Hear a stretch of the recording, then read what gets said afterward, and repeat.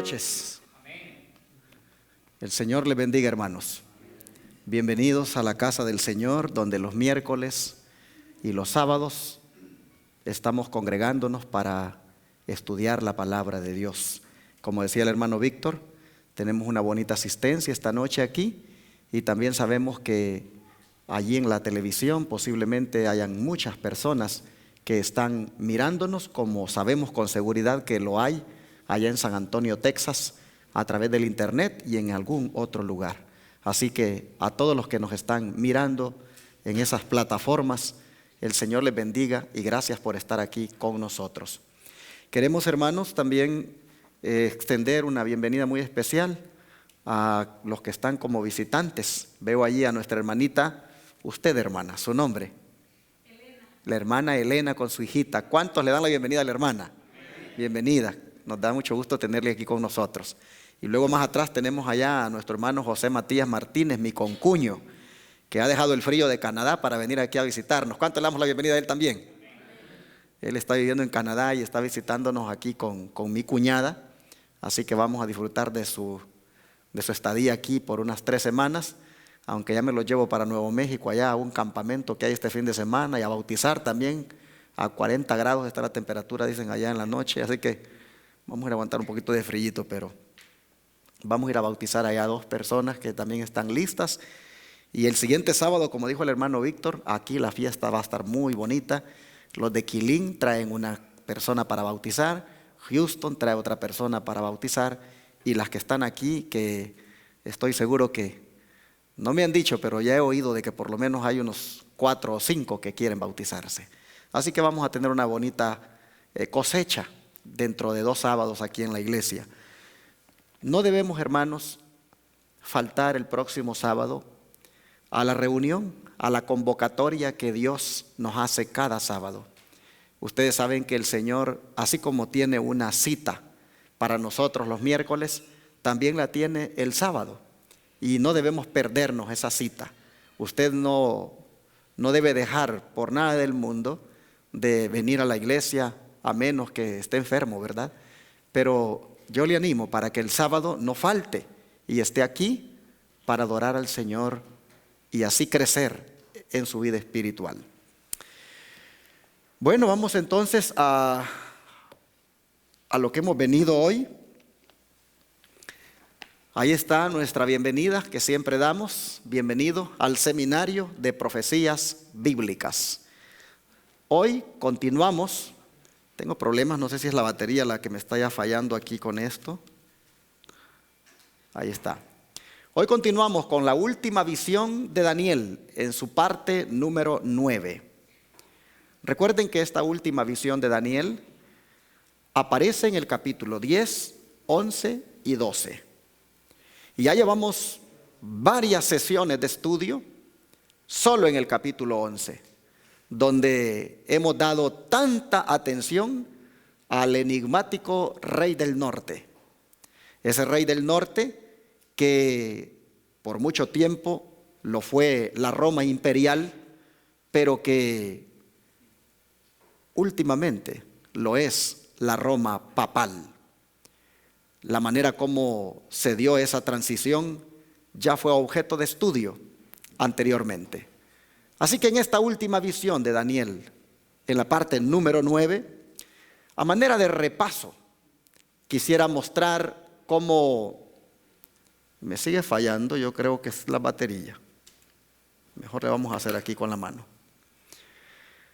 A manera de repaso, hermanos, nosotros vimos en el estudio anterior cómo en el versículo 32 de Daniel 11, y vamos allá de una vez para que vayamos viendo el repaso así rapidito. Daniel 11, versículo 32.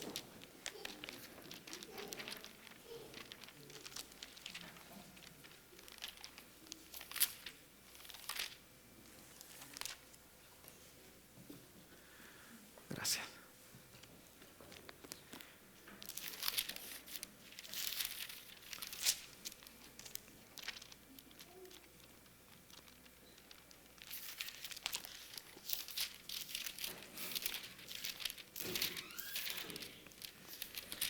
Si ustedes notan, en el versículo 32, Este rey del norte, el cual ya para este momento es el papado, dice que con lisonjas seduciría a los violadores del pacto. Y esto no fue otra cosa, sino cuando buscó a través de la seducción el que los reyes le dieran su apoyo.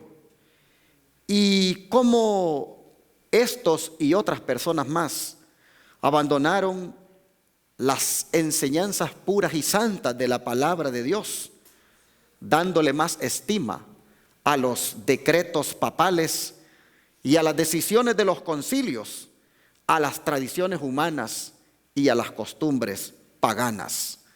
Así fue como el rey del norte, en este caso la Roma papal, seduce con lisonjas a los violadores del pacto, que no son otros que los que escogen seguir más sus enseñanzas que la palabra de Dios. Nosotros vimos en ese estudio que como un contraste a esto, el verdadero pueblo de Dios se encargó de instruir en cuanto a la justicia. Nosotros vimos cómo el verdadero pueblo del Señor, vamos a ver si trabaja ahora, ahí está, perfecto, muchas gracias. Nosotros vimos cómo el verdadero pueblo de Dios, en contraste a los violadores del pacto que fueron seducidos con las lisonjas del papado, más bien se encargaron de instruir a muchos en la justicia. Estos, el verdadero pueblo de Dios, no se sometió al sistema apóstata del papado, sino que al contrario, denunciaron y desenmascararon el error, así como también el engaño, la mentira, el pecado, y pusieron bien en evidencia al papado del Vaticano como el anticristo que la Biblia mencionaba. Pero nosotros vimos también de que el papado frente a esta situación modificó su estrategia y entonces comenzó a ejercer toda una persecución a estos supuestos herejes. Ustedes pueden verlo allí en el versículo 32, siempre hablando del contraste, dice: mas el pueblo que conoce a su Dios, dice, se esforzará y actuará, y los sabios del pueblo instruirán a muchos, y por algunos días, dice, caerían a espada, a fuego, en cautividad y en despojo. En otras palabras, la Roma papal, el rey del norte, al mirar que algunos no fueron seducidos por las lisonjas y no se sometieron a las decisiones de los concilios ni a los decretos papales, implementó para ellos una persecución. Por lo menos está escrito que la Iglesia Católica Romana medieval utilizó contra los supuestos herejes, es decir, contra los verdaderos hijos de Dios, utilizó la espada, utilizó el fuego, utilizó la cautividad y utilizó el despojo. Y así se cumple la parte de la Escritura que dice que algunos caerían a espada, a fuego, en cautividad y despojo. Bueno, todo esto sucedió por espacio de 1260 años, empezando desde el año 538 hasta el año 1798, que es la supremacía donde este rey del norte espiritual, la Roma papal, manifestó y ejerció sobre los verdaderos hijos de Dios. Durante ese tiempo, Dios proveyó ayuda, y fue así como los perseguidos por este sistema papal fueron, al menos aquí en América, recibidos y encontraron prácticamente refugio al descubrir las tierras del Nuevo Mundo, como se le ha llamado aquí al continente americano. Ellos encontraron un lugar óptimo para establecer una iglesia donde no hubiera rey y no hubiera papa, sino que el único que gobernara fuera Dios. Así ellos recibieron esa ayuda, pero también fue ayudada la iglesia en esa ocasión cuando hasta los islámicos vinieron en defensa de ellos al contraatacar a los ejércitos papales que buscaban a los cristianos para perseguirlos. Con todo esto, como resumen del último estudio, Vamos ahora a introducirnos a los versículos 36 al 39, que es donde sigue describiendo la Biblia lo que este sistema religioso haría. Vamos al verso 36 al 39. Hablando de este rey del norte, dice el 36, y el rey hará su voluntad, y se ensoberbecerá, y se engrandecerá sobre todo Dios, y contra el Dios de los dioses hablará maravillas, y prosperará hasta que sea consumada la ira, porque lo determinado se cumplirá. Mis hermanos, si nosotros buscáramos un subtítulo para este mensaje, nosotros bien podríamos ponerle el rey que se enaltece contra todo Dios. Y cuando usted comienza a buscar en la historia, ¿cuál fue el único rey o el único poder que se haya rebelado contra Dios, que se haya ensoberbecido, es decir, que haya sido tan soberbio y que se haya engrandecido aún contra el Dios de los dioses y que haya hablado maravillas y que prosperaría? Usted no va a encontrar a otro sistema más que el papal, el católico, apostólico y romano, liderado por el Papa. Estos versículos del 36 al 39, hermanos, si ustedes los leen despacio, van a encontrar que lo que está aquí describiendo es el carácter religioso del poder papal. Vean, leamos, sigamos leyendo. Dice, y del Dios de sus padres no hará caso, ni del amor de las mujeres, ni respetará a Dios alguno, porque sobre todo se engrandecerá. Mas honrará en su lugar al Dios de las fortalezas, Dios que sus padres no conocieron. Lo honrará con oro y plata, con piedras preciosas y con cosas de gran precio. Con un Dios ajeno se hará de las fortalezas más inexpugnables y colmará de honores a los que le reconozcan, y por precio repartirá la tierra. Es, repito, el carácter religioso del poder papal el que está descrito aquí. En los 45 versículos que componen este capítulo 11 de Daniel, aparece la palabra dioses, Dios o Dios 10 veces. Pero es importante que de esas 10 veces, 8 se mencionan solamente aquí, en estos versículos del 36 al 39, demostrando con esto el carácter religioso del poder papal que estos versículos le atribuyen. Además, se enfatiza aquí el conflicto religioso correspondiente a este poder.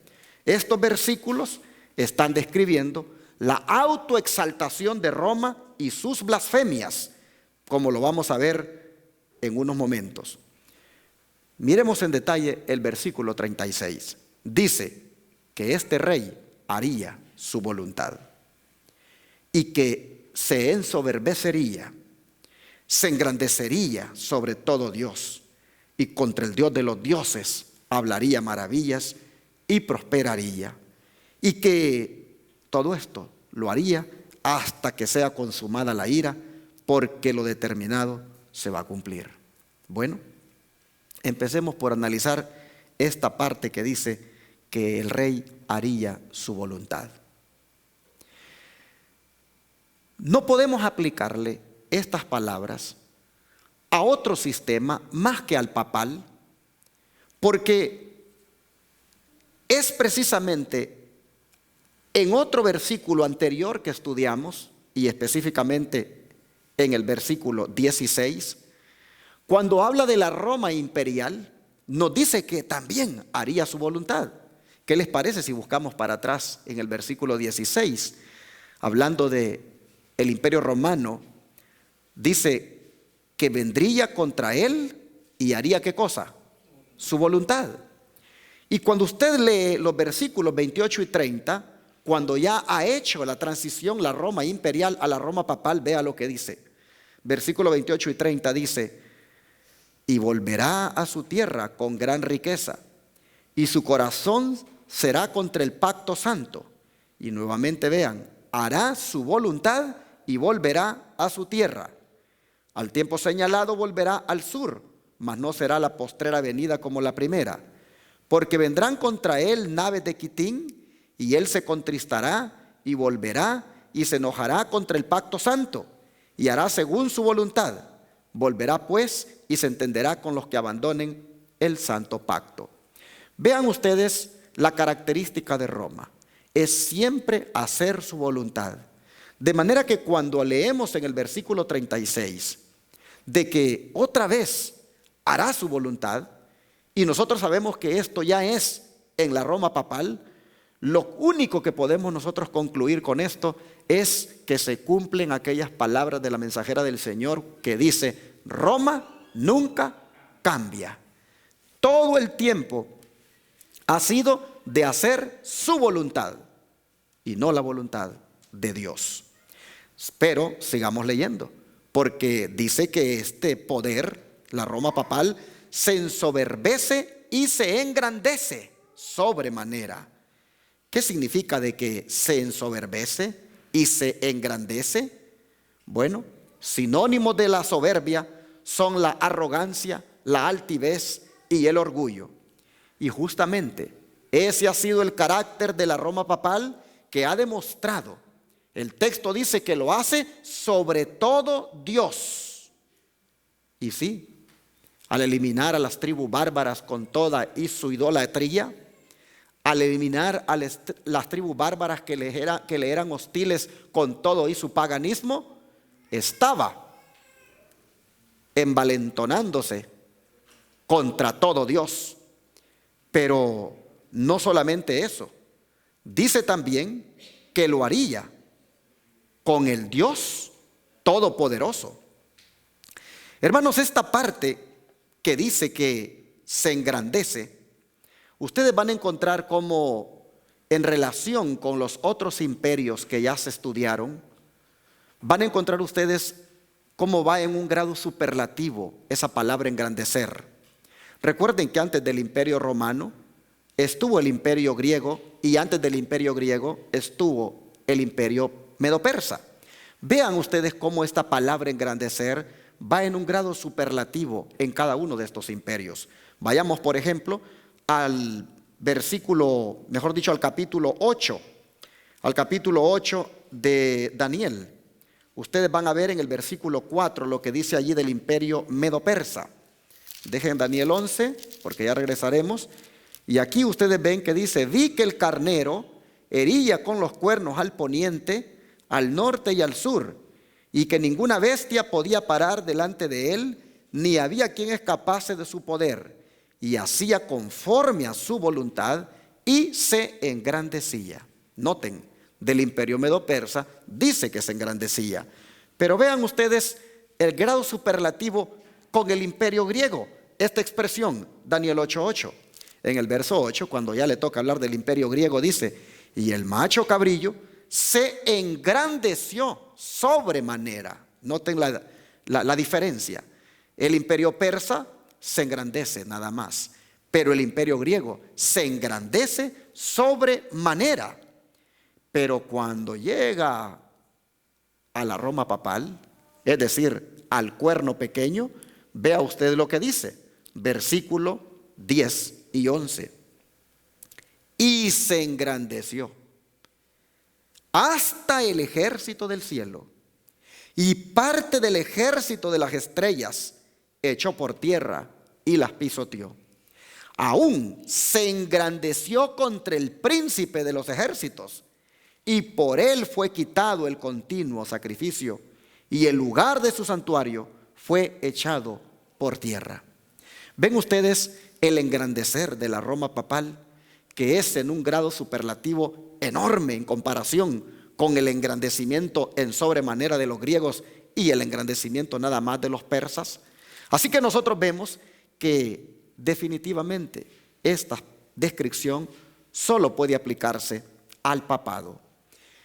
Se engrandeció, dice, aún contra el príncipe de los ejércitos. ¿Qué les parece? En otras palabras, se engrandeció aún contra Cristo Jesús, quien es el príncipe de los ejércitos. Y mire lo que dice el versículo 25 de Daniel 8. Dice el verso 25: con su sagacidad hará prosperar el engaño en su mano, y en su corazón se engrandecerá, y sin aviso destruirá a muchos. Y mire contra quién más dice que se levantaría: contra el príncipe de los príncipes, pero será quebrantado, aunque no por mano humana. ¿Ven ustedes cómo entonces la descripción del verso 36 del capítulo 11 de este rey que se ensoberbece no le cabe ni más ni menos que solamente al papado, a la Roma papal? Es este sistema el que ha hecho todo esto de ser arrogante, altivo y soberbio contra Dios. Bueno, hay un incremento en este engrandecimiento a medida que los imperios han ido avanzando, pero el que llega al clímax, el que llega al extremo de engrandecerse, es justamente el rey del norte, en este caso aquí atribuido a la Roma papal. Permítame compartir un dato, porque ustedes ven allí esa foto de un papa que lo van cargando. El colmo del engrandecimiento lo encontramos en la experiencia del cuerno pequeño, es decir, de la Roma papal, ahora descrito con las palabras que se engrandecería sobre todo Dios. Todo Dios significa realmente todo Dios. El papado no solo se engrandeció sobre todo Dios pagano, sino que en su soberbia intentó engrandecerse también sobre Jesucristo, el príncipe de los ejércitos y príncipe de los príncipes.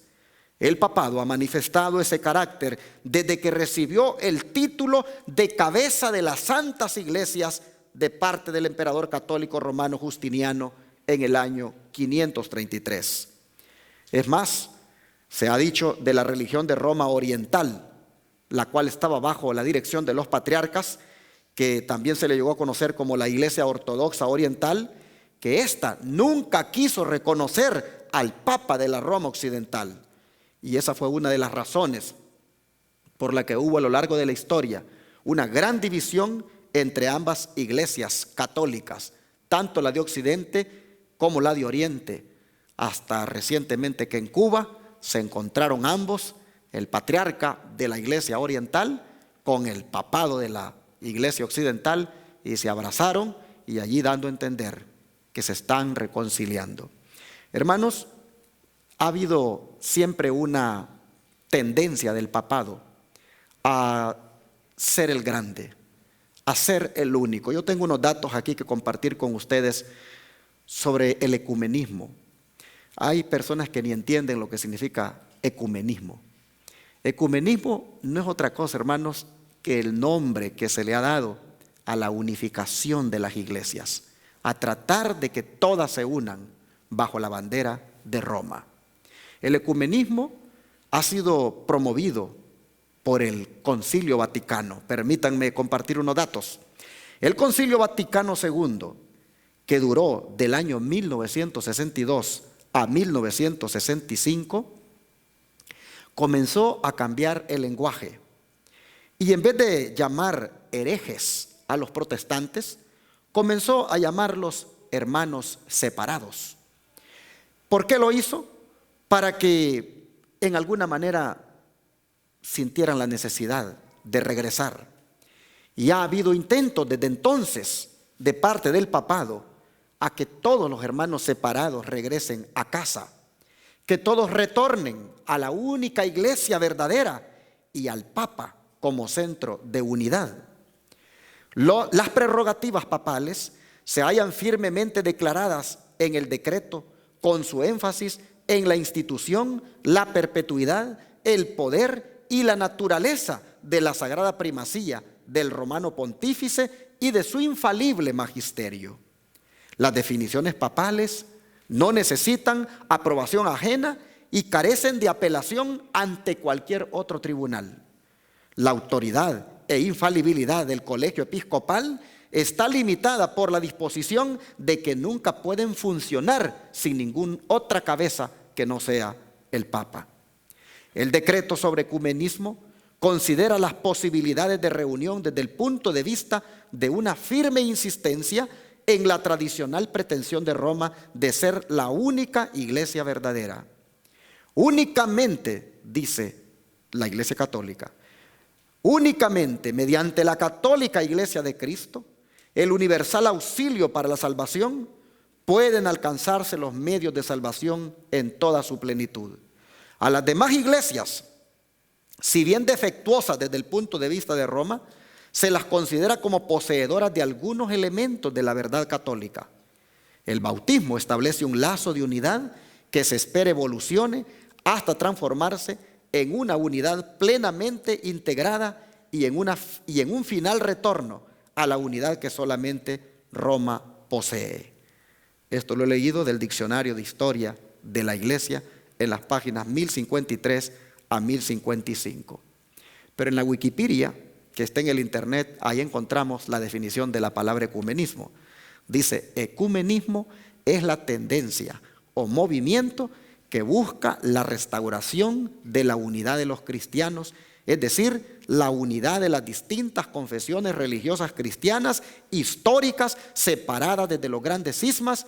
En cambio, la búsqueda de cooperación entre diferentes religiones, tanto en las religiones abrahámicas como judaísmo, cristianismo e islam como otras, a esto se le llama diálogo interreligioso. Pero en sí el ecumenismo es esa tendencia o movimiento a querer buscar la restauración de la unidad. Estaba programado, no sé si ya se dio la reunión, estaba programado que asistirían 1.700 líderes de 300 denominaciones del mundo a un evento donde se iba a promover la unidad de todas las iglesias, en la cual iba a estar un cardenal como uno de los principales oradores. El ecumenismo es la estrategia del papado para hacer que todos los hermanos separados regresen a él. Nosotros estamos viendo todo esto en la explicación del versículo, que dice que se ensoberbecería y que haría su voluntad y que aún se engrandecería sobre todo Dios y contra el Dios de los dioses, y que aún más esto lo haría de una manera que lo haría hasta hablar maravillas contra Dios y prosperar hasta que fuera consumado. Bueno, hermanos, cuando el Papa, a través de su movimiento ecuménico, busca que todas las iglesias regresen y pretender él ser la cabeza, porque así Justiniano lo decretó, aquel emperador romano, simplemente, hermanos, lo que está haciendo el Papa allí es desplazando a Cristo, porque solamente Cristo es la única cabeza de la iglesia, ¿no es cierto? Él es la única cabeza de la iglesia. Vamos a Efesios 5, 23 para comprobarlo, y dejen allí Daniel 11, Efesios 5, 23. Y digo comprobarlo porque tenemos en la audiencia de repente personas nuevas que todas estas cosas son para ellos algo completamente nuevo, valga la redundancia. Efesios 5, 23, ustedes ven aquí la palabra que dice: porque el marido, dice, es cabeza de la mujer, así como Cristo es cabeza de la iglesia, siendo él mismo el Salvador del cuerpo. Hermanos, ¿quién es la cabeza de la iglesia? Cristo. Pero el papado ha pretendido ser él la cabeza de todas las iglesias.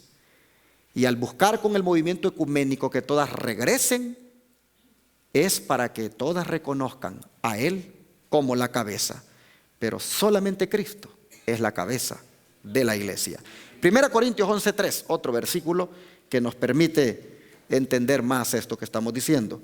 1 Corintios 11, versículo 3.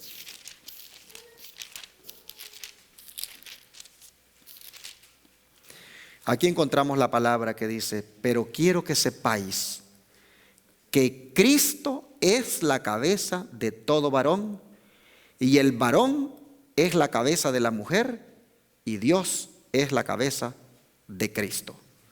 Noten cómo Cristo es la cabeza de todo hombre, y Cristo, por lo tanto, es el único al que se le debe reconocer y hacia quien todo mundo debería buscar. Bueno, vamos a leer ahora Colosenses 2, otro versículo más que nos confirma lo que estamos diciendo. Colosenses 2, 17 al 19. Libro de Colosenses 2, 17 al 19. Dice: todo lo cual dice sombra de lo que ha de venir, pero el cuerpo es Cristo. Nadie os prive de vuestro premio, afectando humildad y culto a los ángeles, entremetiéndose en lo que no ha visto vanamente, hinchado por su propia mente carnal, y no haciéndose de la cabeza, en virtud de quien todo el cuerpo, nutriéndose y uniéndose por las coyunturas y ligamentos, crece con el crecimiento que da Dios. El cuerpo es de Cristo y todos deberíamos de agarrarnos de la cabeza que es Cristo.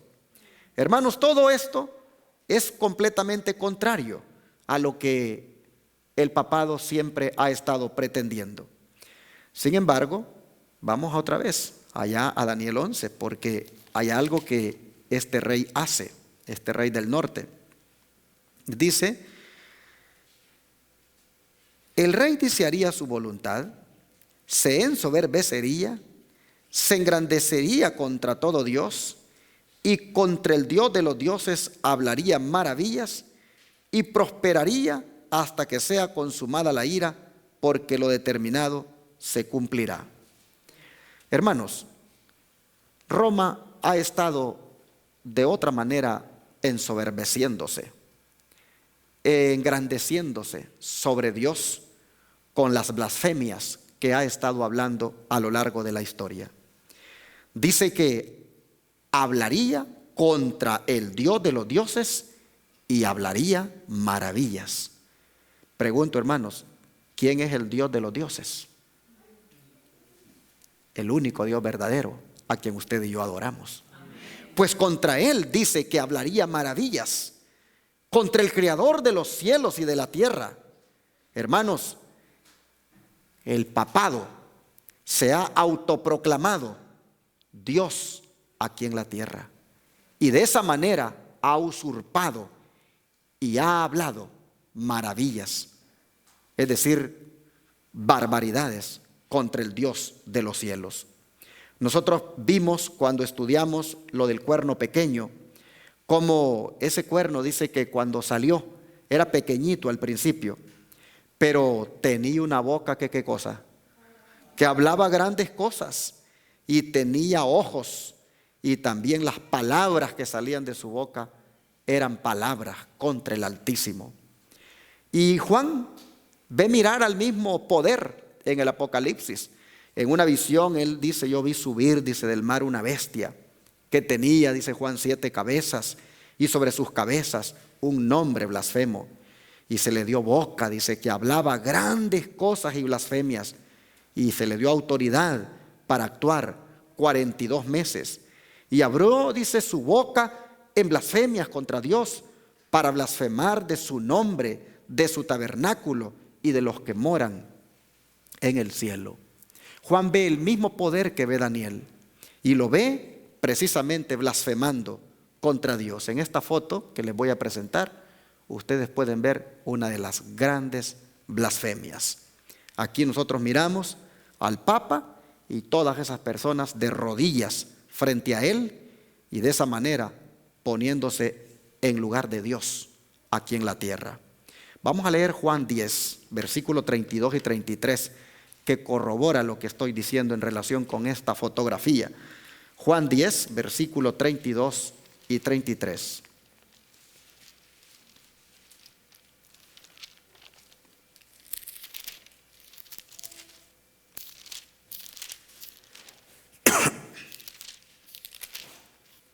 Dice la palabra así: Jesús les respondió: muchas buenas obras os he mostrado de mi Padre. ¿Por cuál de ellas me apedreáis? Y le respondieron los judíos diciendo: por buena obra no te apedreamos, sino por la blasfemia, porque tú siendo hombre te haces ¿qué cosa? Dios. ¿Y qué está haciendo el Papa allí? Aceptando que esas personas se doblen ante Él. Es una blasfemia. ¿Acaso no está escrito en la palabra que ante mí, dice Dios, se doblará toda rodilla? Y sin embargo, Él está aceptando eso. Siendo hombre, se está haciendo pasar por Dios al permitir esa humillación del hombre al arrodillarse frente a Él. Pero llega más al colmo todavía cuando en Marcos, leamos Marcos capítulo 2, versículos 5 al 7, nos dice hasta qué punto llega de no solo permitir que se arrodillen ante Él, sino algo más. Marcos 2, versículos 5 al 7. Nosotros aquí encontramos la palabra del Señor que dice: al ver Jesús la fe de ellos, dijo al paralítico: hijo, tus pecados te son perdonados. Estaban allí sentados algunos de los escribas, los cuales cavilaban en sus corazones. ¿Por qué hablaste así?, decían. Blasfemia dice. ¿Quién puede perdonar pecados sino solo Dios? Y nosotros sabemos que el papado y todos sus sacerdotes se han atribuido la autoridad de perdonarle los pecados a la gente. Yo te absuelvo, le dicen a la persona cuando confiesa sus pecados ante ellos, y eso no es otra cosa que una blasfemia, porque pretenden absolver a las personas de sus pecados cuando eso solamente lo puede hacer Dios. Así que lo que estamos nosotros viendo, apenas el versículo 36, miren cuánto tiempo llevamos, y solo estamos en el versículo 36, mirando cómo este rey del norte se ensoberbece, habla maravillas contra Dios y se ensaña contra todo lo que es Dios. Bueno, nosotros hemos estudiado anteriormente ya estos textos, hemos dedicado suficiente tiempo a analizar estas blasfemias que prácticamente se desprenden inclusive más blasfemias de estas dos que hemos estudiado. Bueno, hay otra manera de cómo el papado se ha puesto en lugar de Cristo, y es al convertirse en juez de los creyentes. Tal vez ustedes, algunos no sepan, pero creo que la mayoría aquí hemos hablado de un tribunal, o mejor dicho, hemos sabido de un tribunal que el papado implementó en la Edad Media, un tribunal llamado la Santa Inquisición, donde ejercía como juez y juzgaba a los cristianos. Ya también dedicamos tiempo a eso cuando el papado, como juez de los hermanos, dedicó durante siglos a juzgar en esos tribunales de la Santa Inquisición. Allí juzgó a decenas de millones de tantos cristianos y a muchos allí los condenó a la muerte cruel. Durante los 1260 años de soberanía papal, prácticamente el sistema del Vaticano demostró su espíritu anticristiano, poniéndose una vez más en lugar de Cristo al usurpar la función de Jesús como juez.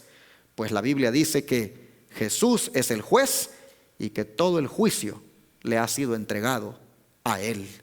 Por lo tanto, solo Jesús puede juzgar a los seres humanos en relación a su destino eterno y en cuestiones morales y religiosas.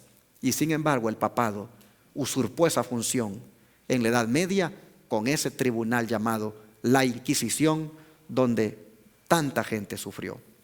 Bueno, no solamente allí el papado habló maravillas en contra de Dios y se puso en el lugar de Dios, sino también con esta gran blasfemia, al cambiar la santa ley de Dios, al cambiar los mandamientos de Dios.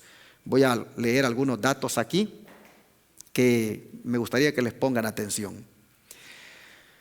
Roma se ensalzó sobre Dios, el autor de los 10 mandamientos, modificando, distorsionando y destruyendo su santa ley. Aquella ley divina de la cual dijo Jesús que Él no había venido para cambiar. Ya hemos visto anteriormente esto, pero Roma lo hizo a través del papado. Los dos mandamientos más largos de la Biblia son el segundo y el cuarto. Pues son justamente esos dos los que Roma cambió. En el catecismo de la Iglesia Católica Romana, para ser exactos, el segundo mandamiento de los 10 ni siquiera aparece y fue arrancado y eliminado completamente. ¿Por qué? Porque ese mandamiento es el que prohíbe el de tener imágenes y venerarlas. Y sin embargo, como Roma es precisamente eso lo que promueve, la veneración de imágenes, arrancó el segundo mandamiento. Es por eso que el tercer mandamiento de la Biblia llegó a ser el segundo en el catecismo. Y el cuarto mandamiento de la Biblia, que habla de guardar el sábado, ellos también lo quitaron, pusieron el domingo y así entonces el que era cuarto lo subieron a tercero. Pero después se vieron con el problema que solamente les quedaban 9 mandamientos y entonces vinieron para camuflajar el problema y que nadie se diera cuenta. El Vaticano lo que hizo fue que el 10º lo dividió en 2 y así le quedaran siempre 10, pero con esa maniobra astuta prácticamente usurpó y blasfemó contra Dios al manipular y eliminar los mandamientos de Dios. Miren esto que está aquí en su pantalla. En el catecismo de German dice: el papado considera la santidad del domingo como su marca de autoridad, porque en el año 364 después de Cristo, durante el concilio de la Odisea, esta institución cambió la adoración del sábado al domingo. Así que, ¿cuál es la marca de autoridad del papado? El domingo. Pero luego sigue diciendo, en ese periódico de Londres, dice: el domingo es nuestra marca de autoridad, un periódico católico. La iglesia, dice, está por encima de la Biblia y la transferencia de la observancia del día de reposo es prueba de este hecho.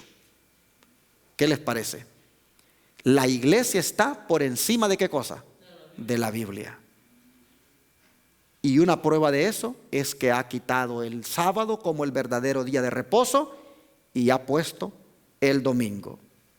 Por eso es de que razón tiene aquí el profeta cuando dice de que este rey haría su voluntad, se ensoberbecería y se engrandecería sobre todo Dios, y contra el Dios de los dioses hablaría maravillas y prosperaría. El apóstol Pablo sabe cómo parafrasea estas palabras. El apóstol Pablo las parafrasea de la siguiente manera: nadie, dice él, os engañe en ninguna manera, porque no vendrá Jesús en su retorno sin que antes venga la apostasía y se manifieste el hombre de pecado, el hijo de perdición, el cual se opone y se levanta contra todo lo que se llama Dios o es objeto de culto, tanto que se siente en el templo de Dios como Dios y se hace pasar por Dios. Así Pablo parafrasea las palabras de Daniel 11:36 que hemos leído, como haciendo su voluntad este rey, ensoberbeciéndose y engrandeciéndose sobre todo Dios. Hermanos, así el papado ha levantado un sistema falso de religión gigantesco y ha sido prácticamente la obra maestra de Satanás, porque mediante este sistema se ha sentado en el trono y ha estado reinando según su voluntad. Todas las iglesias evangélicas que guardan el domingo son hijas del papado. No puedo decirlo de otra manera. Y yo le pido a cualquier hermano que me esté mirando en la televisión, sea pentecostal, metodista o de cualquier otra iglesia, si usted todavía guarda el domingo, usted nada más está obedeciendo la voz del hombre y no la voz de Dios. Suficiente evidencia histórica hay donde ellos aceptan que el domingo es su marca de autoridad y que como iglesia están por encima de la Biblia al poner el domingo como día de reposo. Por eso Dios ha levantado esta iglesia aquí en Dallas, Texas, para que le diga a todos que hay que salir del engaño, para que le diga a todos a que abran sus ojos y no vayamos como borreguitos siguiendo este sistema que nos lleva al matadero. Salid de allí, pueblo mío, dice Apocalipsis 18. Bueno, algo que hace este sistema, el papado como rey del norte, es que en esencia lo que pretende es hacer lo mismo que el diablo quiso hacer. Si ustedes se recuerdan, Satanás, hay en el libro de Ezequiel un pasaje donde claramente él manifiesta sus pretensiones. Permítanme llevarles a ustedes mentalmente en este momento, antes de ir a la cita bíblica, dónde podía estar geográficamente el rey del norte para Israel. Bueno, para los israelitas, el rey del norte estaba justamente allá en Babilonia. Y el dragón también le había dado su poder y su grande autoridad a Roma. En determinado momento, el rey del norte fueron los asirios. Más tarde fueron todo el reino seleucida. Más tarde fueron los romanos. Y más tarde también llegó a ser el sistema papal. Pero ¿dónde está el trono de Dios según la Biblia? El trono de Dios según la Biblia está en el norte. El norte, hermanos, nosotros vamos a encontrar una gran simbología en él y una aplicación y connotación religiosa muy fuerte, porque el norte viene a ser el lugar donde está el verdadero Dios y también es el lugar donde el falso Dios se ha apoderado para hacerse pasar engañosamente por el verdadero. Vamos a leer dos textos que nos van a permitir comprender esta figura de la esencia del verdadero rey del norte. Vamos al Salmo 48, versículo 1 y 2. Miren lo que dice aquí sobre el rey del norte. Salmo 48 y el versículo 1 y 2.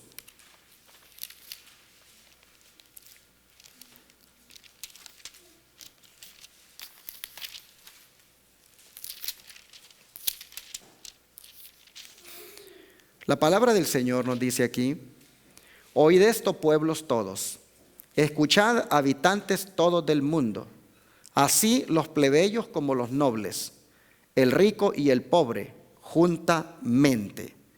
Salmos 48, estoy en el 49, perdón. Sí, aquí estamos en el 49. Grande es Jehová y digno de ser en gran manera alabado. En la ciudad de nuestro Dios, en su monte santo, hermosa provincia, el gozo de toda la tierra, es el monte de Sión, a los lados del norte, la ciudad del gran rey. Ahora mire lo que dice Isaías 14, 13 y 14. Isaías 14, versículo 13 y 14.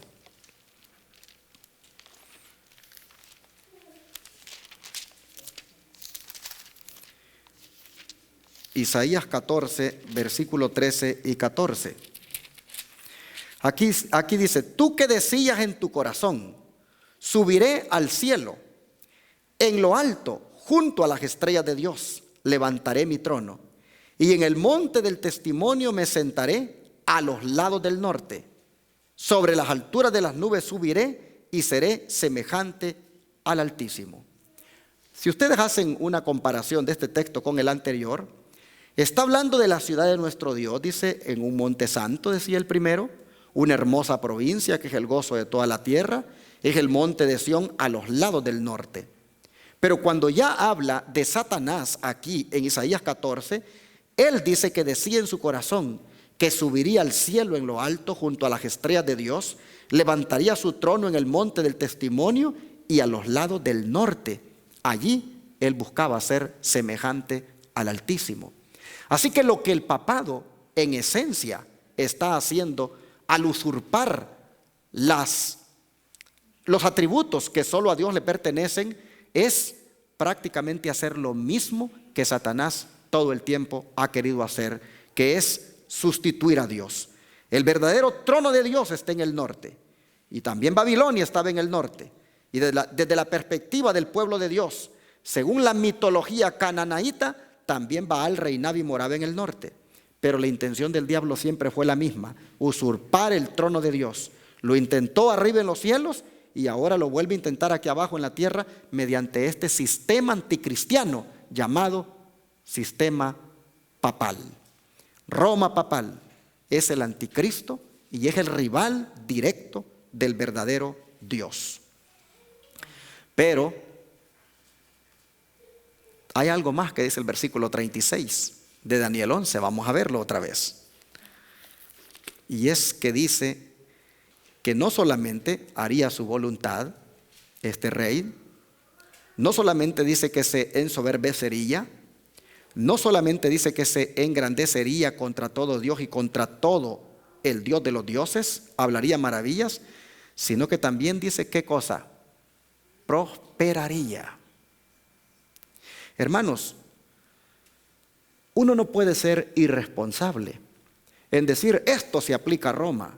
Uno tiene que agotar las pruebas y mirar si las palabras que están dichas aquí encajan perfectamente en descripciones anteriores que ya ha dado el profeta. Prosperará. Hermanos, ¿en qué otra parte de las Escrituras se hablaba de alguien que prosperaría? ¿Acaso no es en el capítulo 8 cuando habla acerca del cuerno pequeño?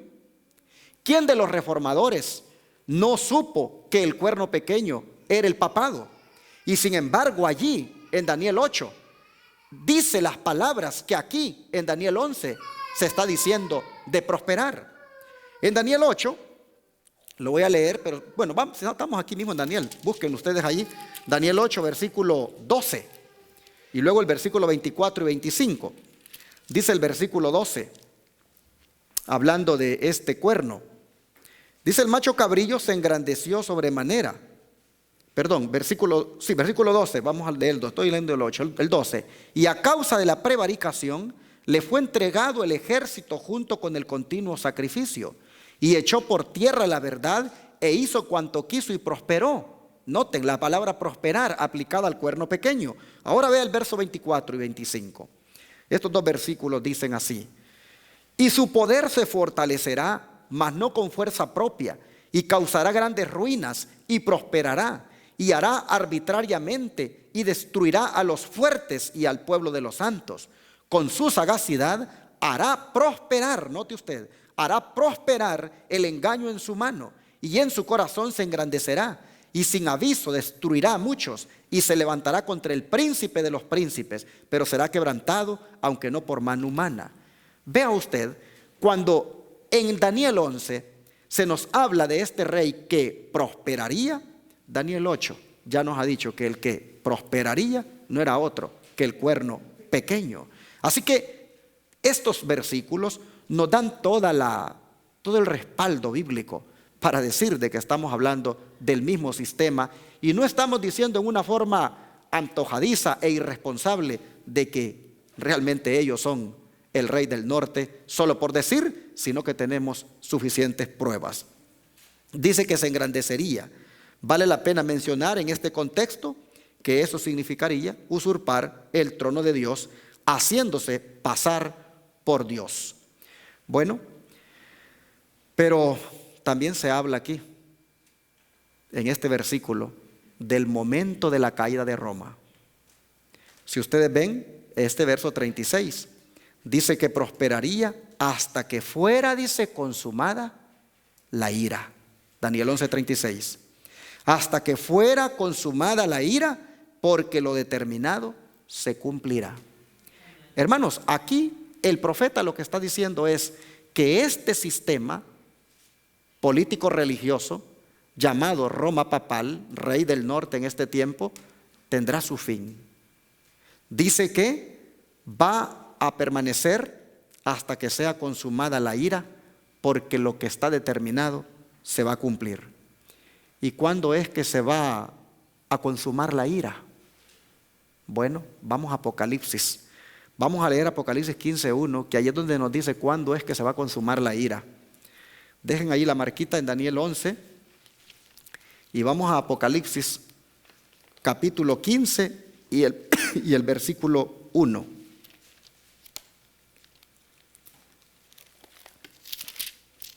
Aquí dice: vi en el cielo otra señal, grande y admirable, 7 ángeles que tenían las 7 plagas postreras, porque en ellas se consumaba, ¿qué cosa?